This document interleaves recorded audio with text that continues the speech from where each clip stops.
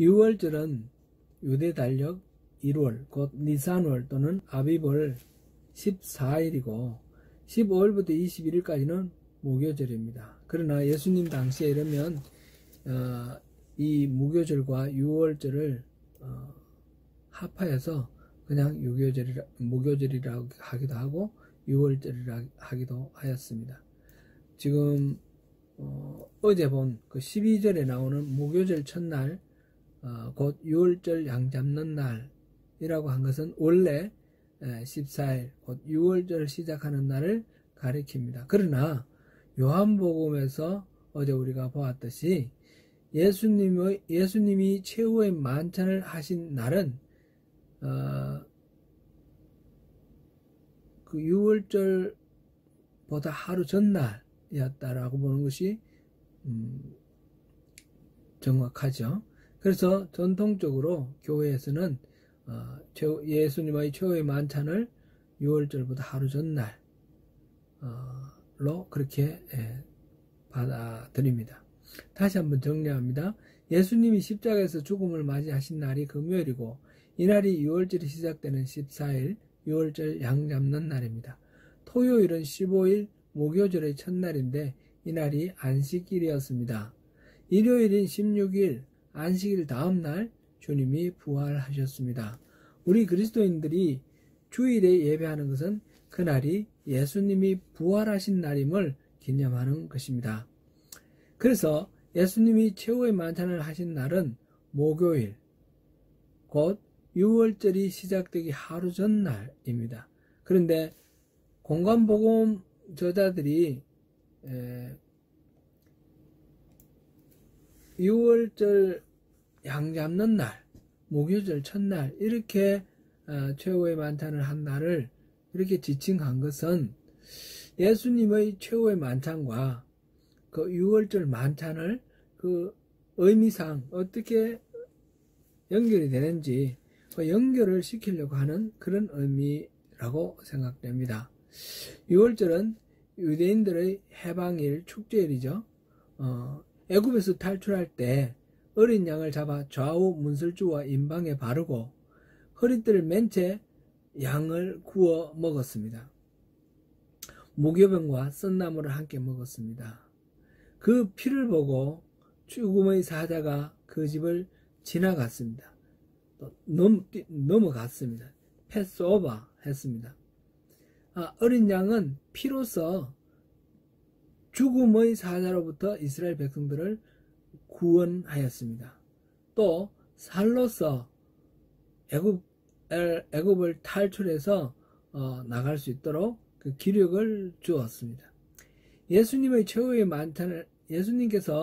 최후의 만찬을 할 때에 떡을 떼어 가지고 축복하시고 제자들에게 나누어 주셨습니다.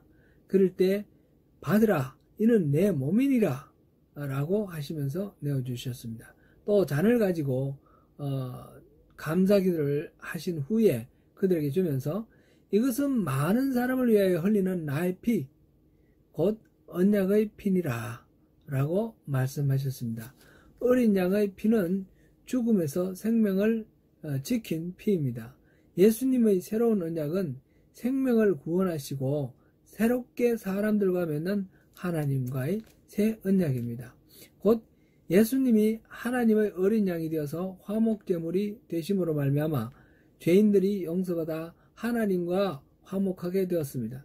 하나님의 백성이 된 이스라엘 사람들이 어린 양의 피를 바르고 고기를 먹었듯이 새롭게 하나님 나라 백성이 된 그리스도인들이 예수님의 살을 먹고 피를 마심으로 새로운 언약을 맺게 되었습니다. 옛 언약은 시내산에서 맺은 언약입니다. 하나님과 이스라엘 사람들 사이에 언약을 맺고 하나님은 이스라엘 사람의 하나님이 되어주시고 이스라엘은 하나님의 백성이 되었습니다. 하나님은 이스라엘 사람에게 계명을 주셨고 이스라엘 사람들은 하나님께 순종을 바쳤습니다. 그런데 이 옛 언약은 하나님의 계명을 지킬 수 없는 죄인인 인간의 한계로 말미암아 다른 새 언약으로 대체하지 않으면 안 되게 되었습니다. 예수님의 새 언약은 하나님과 새로운 이스라엘 사람들과의 관계 설정이라는 측면에서는 옛 언약과 똑같습니다. 예수님이 새 계명을 주셨고 그리고 그리스도인들은 그 말씀을 지켜야 한다는 측면에서는 시내산 언약과 같습니다. 그러나 새 언약은 옛 언약과 큰 차이가 있었습니다. 곧 사람이 하나님의 계명을 스스로의 능력으로 지킬 수 없으므로 예수님이 자신의 몸을 화목제물로 내어주셨습니다. 그리고 부활하신 후 성령을 보내셔서 우리 안에 들어오신 그리스도의 영으로 인해서 주님이 주신 새 계명을 지킬 수 있도록 해주셨습니다. 예수님께서 제자들이 모두 자기를 버릴 것이라고 말씀하셨을 때에 베드로가 말하기를 다 버릴지라도 나는 그리하지 않겠나이다 라고 하면서 호언장담하였습니다. 예수님은 베드로에게 이 밤이 새기 전에 닭이 2번 울기 전에 네가 3번 나를 부인할 것이다 라고 하셨습니다. 베드로는 다시 말했습니다. 내가 주와 함께 죽을지언정 주를 부인하지 않겠나이다.